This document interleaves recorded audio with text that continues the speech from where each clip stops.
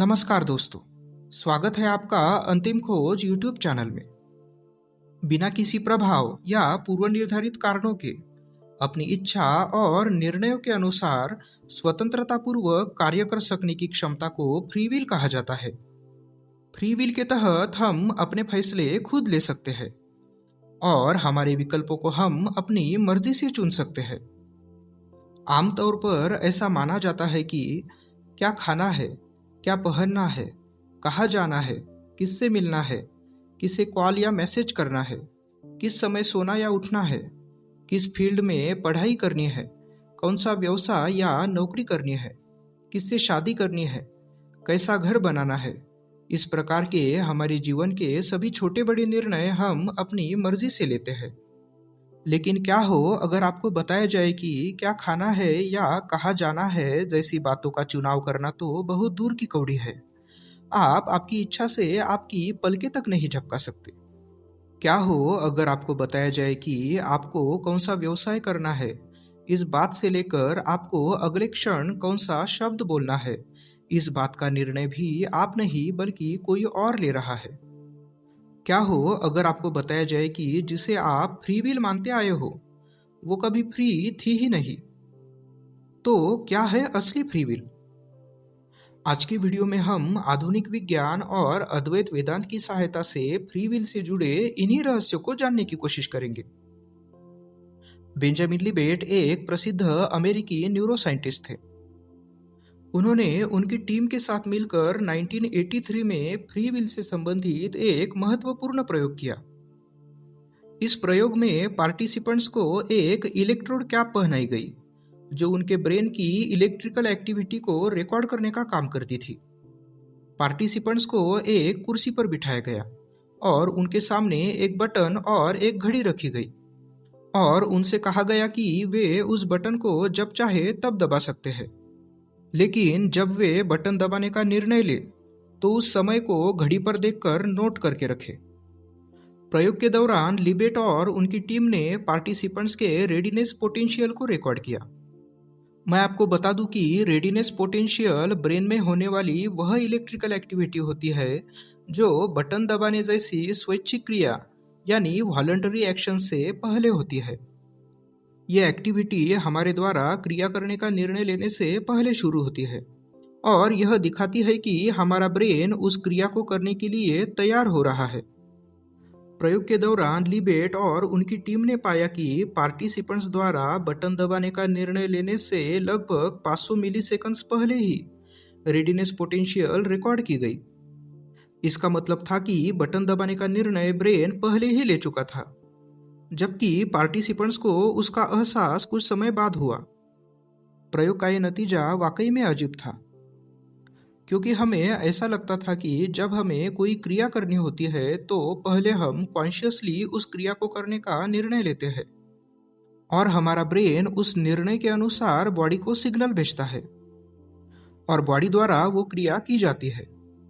लिबेट के प्रयोग के संदर्भ में ये प्रोसेस कुछ ऐसी होनी चाहिए थी कि हम सबसे पहले कॉन्शियसली बटन दबाने का निर्णय लेते हैं, उसके बाद हमारा ब्रेन हमारे हाथ को सिग्नल भेजता है और हम बटन दबाते हैं। लेकिन ये प्रोसेस ऐसी हुई नहीं। लिबेट के प्रयोग के नतीजे इससे बिल्कुल उल्टे थे। प्रयोग के नतीजों में ये पाया गया कि हमारे द्वारा बटन दबाने का कॉन्शियस डिसीजन लेने से पहले ही हमारा ब्रेन बटन दबाने का सिग्नल हाथ को भेज चुका था। आसान भाषा में कहे तो हमारे द्वारा कॉन्शियस डिसीजन लेने से पहले ही हमारे ब्रेन ने हमारे लिए वो डिसीजन ले लिया था।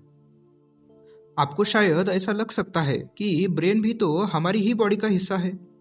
बिल्कुल है, लेकिन लिबेट के प्रयोग के नतीजे जो अहम सवाल खड़ा करते हैं वो ये है कि हमारे द्वारा कॉन्शियसली डिसीजन लेने से पहले ही बटन दबाने का सिग्नल ब्रेन को आया कहाँ से? क्या है वो रहस्यमयी शक्ति जिसके इशारे पर ब्रेन ने बिना हमारी जानकारी के ही बटन दबाने की क्रिया को आरंभ कर दिया था? क्या जो निर्णय हमें लगता है कि हमने खुद लिए हैं असल में कोई और ले रहा है? क्या फ्री विल केवल एक भ्रांति है? Biological view of free will मानता है कि हमारा बिहेवियर हमारे ब्रेन, जीन्स और इवोल्यूशनरी थ्योरीज में छिपा हुआ है, और ये फैक्टर्स विकल्पों को चुनने की हमारी निर्णय क्षमता को प्रभावित करते हैं। इसलिए हमारी इच्छाएं पूरी तरह से स्वतंत्र नहीं है। वैसे देखा जाए तो विकल्पों का होना ही फ्री विल को समाप्त कर देता है, क्योंकि हमें उन विकल्पों में से ही एक विकल्प चुनना होता है जो हमारे सामने होते हैं। और याद रखिए कि कोई विकल्प न चुनना भी एक विकल्प ही है। चलिए, अब मैं आपको एक ऐसे इंटरेस्टिंग एक्सपेरिमेंट के बारे में बताता हूँ जो इस बात को सिद्ध करता है कि हम किसी के ब्रेन को हैक करके उसकी इच्छाओं को नियंत्रित कर सकते हैं बिना उसकी जानकारी के। चाइना की झेजियांग यूनिवर्सिटी ने एक ऐसी सिस्टम डेवलप की है जो वायरलेस तरीके से, अर्थात बिना किसी फिजिकल कनेक्शन के, इंसानी दिमाग को चूहे के दिमाग से जोड़ती है। इस सिस्टम को ब्रेन टू ब्रेन इंटरफेस कहा जाता है। इस सिस्टम के 3 प्रमुख घटक होते हैं। पहला ह्यूमन ऑपरेटर, दूसरा रैट साइबॉर्ग और तीसरा कंप्यूटर। ह्यूमन ऑपरेटर वह इंसान होता है जो चूहे की मूवमेंट्स को कंट्रोल करता है। ह्यूमन ऑपरेटर को एक इलेक्ट्रोड कैप पहनाई जाती है जो उसके ब्रेन की इलेक्ट्रिकल एक्टिविटी को रिकॉर्ड करती है। रैट साइबॉर्ग वह चूहा होता है जिसके ब्रेन के उन हिस्सों में माइक्रो इलेक्ट्रोड्स लगाए जाते हैं जो उसके मूवमेंट्स को कंट्रोल करते हैं। और कंप्यूटर वह इंटरफेस होता है जो ह्यूमन ऑपरेटर और रैट साइबॉर्ग को जोड़ने का काम करता है। जब ह्यूमन ऑपरेटर किसी स्पेसिफिक इंस्ट्रक्शन, जैसे कि दाएं या बाएं मुड़ना, आगे की तरफ या पीछे की तरफ चलना के बारे में सोचता है तो उसके ब्रेन में इलेक्ट्रिकल सिग्नल्स उत्पन्न होने लगते हैं जिनको इलेक्ट्रोड कैप द्वारा रिकॉर्ड करके कंप्यूटर को भेजा जाता है। कंप्यूटर उन इलेक्ट्रिकल सिग्नल्स को न्यूरल स्टिमुलेशन सिग्नल्स में ट्रांसलेट करके चूहे के ब्रेन में लगाए हुए माइक्रो इलेक्ट्रोड्स को भेजता है, जिससे चूहे के ब्रेन के न्यूरॉन्स एक्टिवेट हो जाते हैं और वो उस दिशा में मूवमेंट करता है जैसा कि ह्यूमन ऑपरेटर ने सोचा था। मैं आपको बता दूं कि ये पूरी प्रोसेस रियल टाइम में होती है। प्रयोग के दौरान इस brain to brain interface system का उपयोग करके चूहे को अलग अलग नेविगेशन टास्क करने के लिए कहा गया, जिसमें दाएं या बाएं मुड़ना, सीढ़ियां चढ़ना और उतरना और एक 3 डायमेंशनल मेज यानी भूल भुलैया को पार करना शामिल था। गौरतलब है कि ये सभी टास्क चूहे ने 100% सक्सेस रेट के साथ पूरे किए।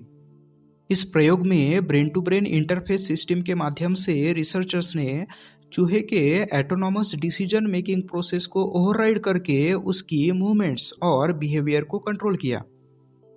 चूहे के नज़रिए से देखा जाए तो वो अपने एक्शंस को खुद की चॉइसेस और इंटेंशन से होते हुए महसूस करता है, जो उसे एक सेंस ऑफ एजेंसी या फ्री विल का एहसास देता है।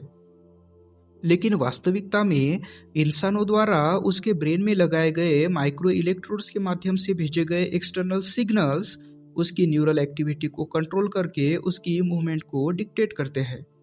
इस प्रयोग के संदर्भ में देखा जाए तो चूहे का फ्री विल का सब्जेक्टिव एक्सपीरियंस एक इल्यूजन है, एक भ्रम है, क्योंकि उसकी एक्शंस अंततः एक्सटर्नल मैनिपुलेशन से तय की जा रही है, न कि उसकी खुद की एटोनॉमस डिसीजन मेकिंग से।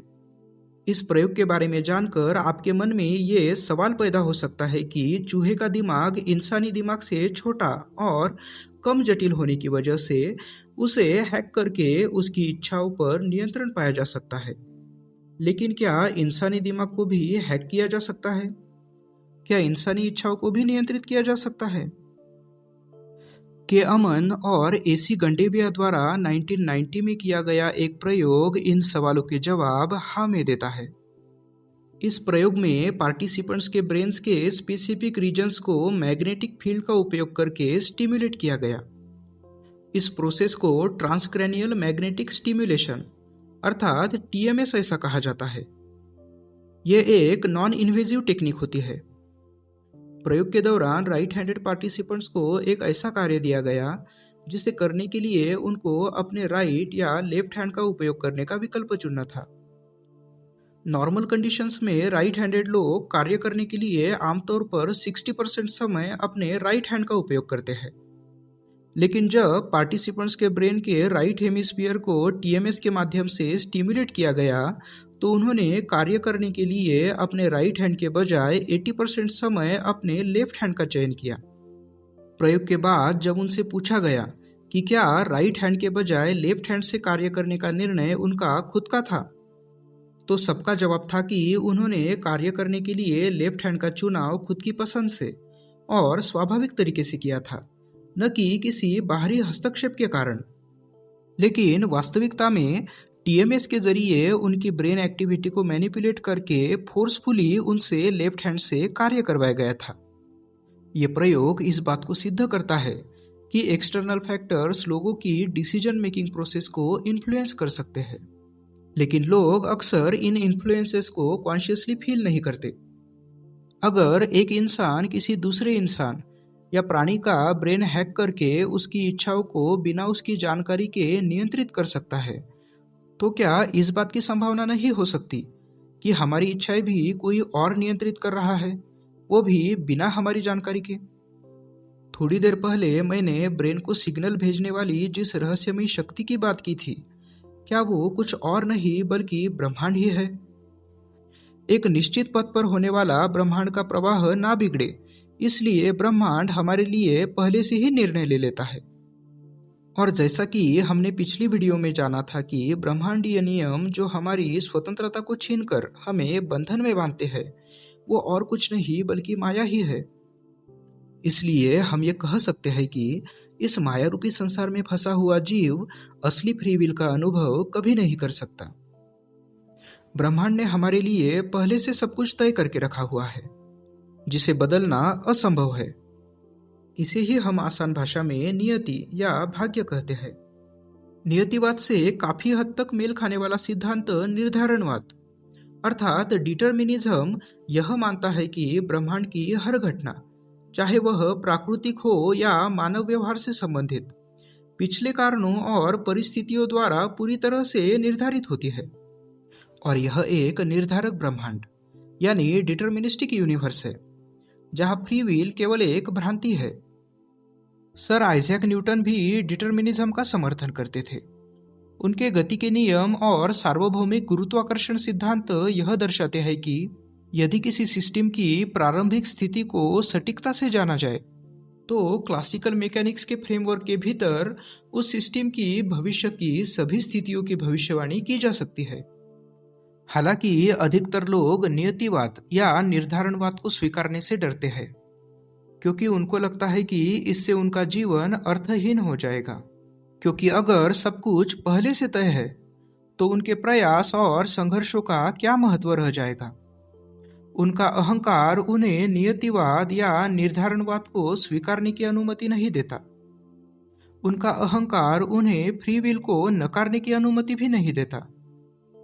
अधिकतर मोटिवेशनल स्पीकर्स ये कहते हुए पाए जाते हैं कि इंसान पूरी तरह से स्वतंत्र है और वो जो चाहे वो कर सकता है, जो चाहे वो पा सकता है। लेकिन ये बात पूरी तरह से सही नहीं है। हम सब जिंदगी में सुख चाहते हैं, लेकिन अकस्मात होने वाली दुखद घटनाओं को रोक नहीं पाते। ये घटनाएं हमें हमारी इच्छाओं को बदलने पर मजबूर कर देती है। ये घटनाएं हमें हमारी पारतंत्रता का एहसास दिलाती है। हम आज जो निर्णय ले रहे हैं उनको भूतकाल के अनुभवों के आधार पर ले सकते हैं, लेकिन हमारे निर्णयों के भविष्यकाल में क्या परिणाम आएंगे इस बात पर हमारा नियंत्रण नहीं होता। वास्तविकता के ताने बाने में सभी चीजें एक दूसरे से जुड़ी हुई है। दूसरों की इच्छाओं का प्रभाव हमारी इच्छाओं पर होता है और उसी प्रकार हमारी छोटी से छोटी क्रिया का प्रभाव भी पूरे ब्रह्मांड पर होता है। इसे ही बटरफ्लाई इफेक्ट कहा जाता है। सिस्टम के एक हिस्से में होने वाला छोटा सा बदलाव सिस्टम के दूसरे हिस्से में बड़ा बदलाव ला सकता है। इसे ऐसे समझे कि पृथ्वी के एक भाग में तितली के पंखों के फड़फड़ाने से पृथ्वी के दूसरे भाग में तूफान आ सकता है। अद्वैत वेदांत के दृष्टिकोण से इसे देखा जाए तो अगर एक जीव भी अपने असली ब्रह्म स्वरूप को जानकर मुक्ति पा लेता है तो संपूर्ण संसार मुक्ति की दिशा में कई कदम आगे बढ़ जाता है। हमें अक्सर कहा जाता है कि अच्छे काम करो, लेकिन गौर से देखा जाए तो अच्छाई और बुराई सब्जेक्टिव धारणाएं हैं। जो काम मुझे अच्छा लगता है वो आपको बुरा लग सकता है, और जो काम मुझे बुरा लगता है वो आपको अच्छा लग सकता है। और काम अच्छा है या बुरा यह अक्सर काम के परिणामों को देखकर तय किया जाता है। और हम फ्री विल को अहमियत ही इसलिए देते हैं क्योंकि हमारा पूरा ध्यान काम के परिणामों पर होता है। खुद को कार्यों के परिणामों से जोड़ना हमें बंधन में डाल देता है। इसलिए जो काम आपको अर्थपूर्ण लगे वो करो, और उसे करते समय उसकी प्रक्रिया का आनंद लो, बिना परिणामों की चिंता किए। यही तो निष्काम कर्म है। अगर आप निष्काम भाव से कार्य करते हो तो फ्री विल का होना या ना होना आपके लिए कोई मायने नहीं रखता। आप खुद को कार्यों के परिणामों से अलग कर लेते हो और स्वतंत्रता महसूस करते हो। इसे ऐसा समझे कि आपका अहंकार आप में कर्ता भाव को जन्म देता है, और आपका कर्ता भाव आपके नाम को हमेशा तथाकथित अच्छे कार्यों से जोड़ने की इच्छा रखता है, और इसलिए आप कार्य के परिणामों की चिंता करने लगते हो। लेकिन जब आपका अहंकार नष्ट हो जाता है तब आपके कर्ता भाव का भी नाश हो जाता है, और आप कार्यों के परिणामों की चिंता करना छोड़ देते हैं। और जब आप कार्यों के परिणामों की चिंता करना छोड़ देते हैं तो उन परिणामों से जुड़ी निरंतर लालसाएं या इच्छाएं समाप्त हो जाती है। और जब इच्छाएं ही नहीं रहेगी तब वे स्वतंत्र है या नहीं, आपको फ्री विल है या नहीं, इन बातों से आपका क्या सरोकार। कर्ता भाव का नाश होते ही आप में साक्षी भाव का उदय होता है, अर्थात आप जीवन की हर घटना को भावनात्मक जुड़ाव से मुक्त होकर एक दर्शक की तरह देखने लगते हैं। ये ऐसा ही है जैसे एक प्रेक्षक मंच पर चल रहे नाटक को देखता है। जब तक आप में कर्ता भाव होता है तब तक आप जीवन रूपी नाटक के एक पात्र होते हैं। लेकिन जब आप में साक्षी भाव का जन्म होता है तो आप उस नाटक को देखने वाले एक प्रेक्षक बन जाते हैं, और उस पात्र की अच्छाई बुराई, पाप पुण्य, सुख दुख आदि संवेदनाओं से आपका कोई लेना देना नहीं रह जाता। आप सभी संवेदनाओं के पार चले जाते हो और मुक्त हो जाते हो। चलिए अब हम फ्री विल के बारे में अलग अलग भारतीय दार्शनिकों के विचारों को जानेंगे। स्वामी विवेकानंद मानते थे कि फ्री विल का कोई अस्तित्व नहीं है। ये शब्द ही विरोधाभासी है, क्योंकि जिस ब्रह्मांड में हम हमारी स्वतंत्रता ढूंढने की कोशिश करते हैं वह ब्रह्मांड खुद समय, स्थान और कार्यकारण संबंध से बंधा हुआ है। स्वतंत्रता प्राप्त करने के लिए हमें इस ब्रह्मांड की सीमाओं से परे जाना होगा। असली फ्री विल यहाँ नहीं मिल सकती। लेकिन हाँ, हमारी इच्छाएं भले ही स्वतंत्र ना हो, पर हमारी इच्छाओं के पीछे कोई है जो हमेशा से स्वतंत्र है, बस उसे जानने भर की देरी है। सांख्य दर्शन के अनुसार वास्तविक स्वतंत्रता पुरुष यानी आत्मा द्वारा स्वयं को प्रकृति से पृथक जानने में है। गौड़पादाचार्य के अनुसार कोई वास्तविक संसार या व्यक्तिगत आत्मा ना होने की वजह से व्यक्तिगत स्वतंत्र इच्छा होने का सवाल ही नहीं उठता। रमण महर्षि के अनुसार सच्ची स्वतंत्रता अहंकार को पार करके आत्मा और ब्रह्म की एकता को पहचानने में है। श्री अरबिंदो घोष के अनुसार आध्यात्मिक साधना और दिव्य इच्छा के प्रति समर्पण के माध्यम से हम अपनी व्यक्तिगत इच्छा को दिव्य इच्छा के साथ समन्वित कर सकते हैं, जिससे हमें शांति और पूर्णता प्राप्त होती है। श्रीमंत शंकरदेव के अनुसार व्यक्तिगत इच्छा ईश्वरीय इच्छा का ही प्रकट रूप है, और सच्ची स्वतंत्रता हमारे अहंकार और इच्छाओं को कृष्ण को समर्पित करने से मिलती है। अब हम अद्वैत वेदांत के दृष्टिकोण से फ्री विल को समझने की कोशिश करेंगे। अद्वैत वेदांत मानता है कि हमारी इच्छाएं स्वतंत्र नहीं है, अर्थात हमारे निर्णय हमारे नियंत्रण में नहीं है, क्योंकि निर्णय मन लेता है और मन भी माया का ही हिस्सा है। मन का कोई अलग स्वतंत्र अस्तित्व नहीं है। माया का हिस्सा होने की वजह से मन भी भ्रम ही है, और हमारा सच्चा स्वरूप अर्थात आत्मा मन से परे होती है। अद्वैत वेदांत के अनुसार अपने ब्रह्म स्वरूप को पहचानना ही असली फ्री विल है। मन की अस्थिरता को पार करके हम अपने सच्चे स्वभाव अर्थात ब्रह्म स्वरूप का अनुभव कर सकते हैं। यह अनुभव इंडिविजुअलिटी यानी अहम भाव के भ्रम से और notion of choice and control यानी चुनाव और नियंत्रण की भावना से मुक्ति देता है। जब हम कोई फिल्म देख रहे होते हैं तो कुछ समय के लिए हम फिल्म के पात्रों के साथ एकत्व महसूस करने लगते हैं। स्क्रीन पर हो रही घटनाओं के आधार पर आनंद, दुख, डर, क्रोध आदि भिन्न भिन्न भावनाओं का अनुभव करने लगते हैं। उसी तरह जीवन में हम मन के साथ एकत्व महसूस करते हैं। और जब मन हर दिन के अनुभवों के नाटक में उलझ जाता है, विचारों, भावनाओं और अनुभूतियों के साथ मजबूती से जुड़ जाता है, तो हमें सुख दुख आदि भावनाओं का अनुभव होता है। खुद को मन मानने की वजह से हमें एक प्रकार की कार्यक्षमता और नियंत्रण की भावना उत्पन्न होती है, जैसे कि हम खुद निर्णय ले रहे हैं। लेकिन जिस प्रकार हम फिल्म के पात्र नहीं है, बल्कि फिल्म को देखने वाले दर्शक है, उस प्रकार हम मन नहीं है, बल्कि मन की गतिविधियों को देखने वाले दृष्टा है। मन के पीछे रहने वाले साक्षी है। मन की सीमाओं के परे शुद्ध चेतना है। जब हमें इस बात का साक्षात्कार हो जाता है, तो हम खुद को मन से अलग कर लेते हैं और मन के खेल को एक दर्शक की तरह देखने लगते हैं। ये दृष्टा भाव हमें चुनाव और नियंत्रण की भ्रांतियों से मुक्ति लाता है। इसलिए मन के खेल में खोने के बजाय हमारे ध्यान को हमारे वास्तविक स्वरूप को पहचानने की दिशा में निर्देशित करने का जागरूक चयन ही असली फ्री विल है। ऐसा नहीं है कि हमारे वास्तविक स्वरूप को पहचानने की प्रक्रिया में मन शामिल नहीं होता। मन और बुद्धि मुक्ति पाने की दिशा में महत्वपूर्ण साधन है।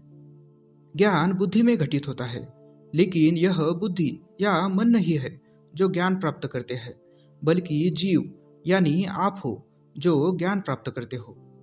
इसे ऐसे समझे कि आपका ब्रेन एक कंप्यूटर की तरह है और आपके विचार उस पर चल रहे सॉफ्टवेयर की तरह। अब सोचिए कि परम सत्य को जानने में मदद करने वाला एनलाइटन प्रो नाम का एक नया प्रोग्राम आप कंप्यूटर में इंस्टॉल करते हो। आपका ब्रेन एक कंप्यूटर की तरह इस प्रोग्राम को चलाने की क्षमता रखता है, लेकिन सिर्फ प्रोग्राम इंस्टॉल कर लेने से आप ऑटोमेटिकली एनलाइटन नहीं हो जाओगे। आपको कंप्यूटर के यूजर के रूप में प्रोग्राम के साथ एक्टिवली इंटरैक्ट करना होगा, उसकी प्रोसेसिंग को समझना होगा, उसके फीचर्स को एक्सप्लोर करना होगा, तभी आप एनलाइटन हो सकते हो। प्रोग्राम खुद अपनी प्रोसेसिंग या फीचर्स को नहीं समझ सकता, बल्कि यह कंप्यूटर का यूजर है जो उन्हें समझता है। उस प्रकार बुद्धि या मन खुद ज्ञान प्राप्त नहीं कर सकते, बल्कि वो आप हो जो ज्ञान प्राप्त करते हो। मन, बुद्धि और शरीर से अलग ये आपका वास्तविक स्वरूप है जो ज्ञान प्राप्त करता है। द मैट्रिक्स फिल्म से प्रेरणा लेते हुए हम अपने वास्तविक स्वरूप को समझने को ऐसे देख सकते हैं जैसे कि कृत्रिम वास्तविकता यानी सिमुलेटेड रियलिटी से जागना। जिस प्रकार नियो मैट्रिक्स के कंस्ट्रेंट्स को तब पार कर पाता है जब वो अपनी सच्चाई को द वन के रूप में समझता है, उस प्रकार हम हमारे ईगो और सोसाइटल कंडीशनिंग के बंधनों से तब मुक्ति पा सकते हैं जब हमें हमारे अद्वैत ब्रह्म स्वरूप की पहचान हो जाती है। ये पहचान हमारे कॉन्शियसनेस की फुल पोटेंशियल को अनलॉक कर देती है और हम ultimate form of free will को एक्सरसाइज कर पाते हैं। इस प्रकार असली स्वतंत्रता द्वैत भाव को त्याग कर ब्रह्म के साथ अद्वैत साधने में है। अद्वैत ही फ्री विल की सर्वोच्च अभिव्यक्ति है, जहां हम परम वास्तविकता में निहित अनंत संभावनाओं में विलीन हो जाते हैं। इस वीडियो में इतना ही। मिलते हैं अगली वीडियो में। धन्यवाद।